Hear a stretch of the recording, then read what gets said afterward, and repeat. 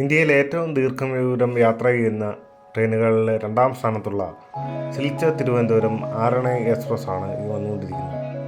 ഇതിന് നമ്പർ 12508 എന്നുള്ളതാണ്. ഇത് 3515 കിലോമീറ്റർ യാത്ര ചെയ്താണ് സിൽച്ചറിൽ നിന്ന് തിരുവനന്തപുരത്ത് എത്തിച്ചേരുന്നത്. ഈ ട്രെയിൻ പ്രീമിയം തൽക്കാൽ സൗകര്യം ഉള്ളതാണ്. ഈ ട്രെയിനിന് മൊത്തം യാത്ര ചെയ്യാൻ 73 മണിക്കൂർ 15 മിനിറ്റ് ആവശ്യമാണ്. ഈ യാത്രയിൽ 54 സ്റ്റോപ്പുകളാണ്.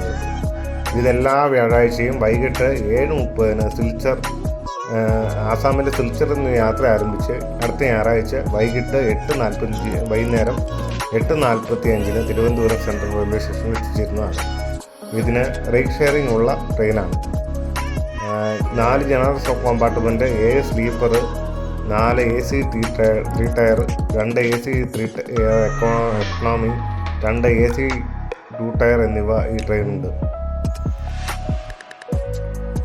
നോർത്ത് ഈസ്റ്റ് ഫ്രോണ്ടിയറിന് കീഴിലുള്ള ഈ ട്രെയിനിൻ്റെ വൃത്തിയെക്കുറിച്ച് നമുക്ക് പ്രത്യേകിച്ച് പറയേണ്ട കാര്യമില്ലല്ലോ. കാരണം വടക്കൻ പ്രദേശങ്ങളിൽ നിന്നും യാത്രക്കാർ ഒരുപാട് യൂസ് ചെയ്യുന്ന ട്രെയിൻ കൂടിയാണ്. നിരവധി ബംഗാളി യാത്രക്കാർ ഈ ട്രെയിനിൽ വരുന്നതാണ്. ആസാം പ്രദേശത്തു നിന്നുള്ള മറ്റ് അന്യദേശ തൊഴിലാളികൾ ഈ വണ്ടിയിലാണ് പ്രധാനമായും എത്തിക്കൊണ്ടിരിക്കുന്നത്.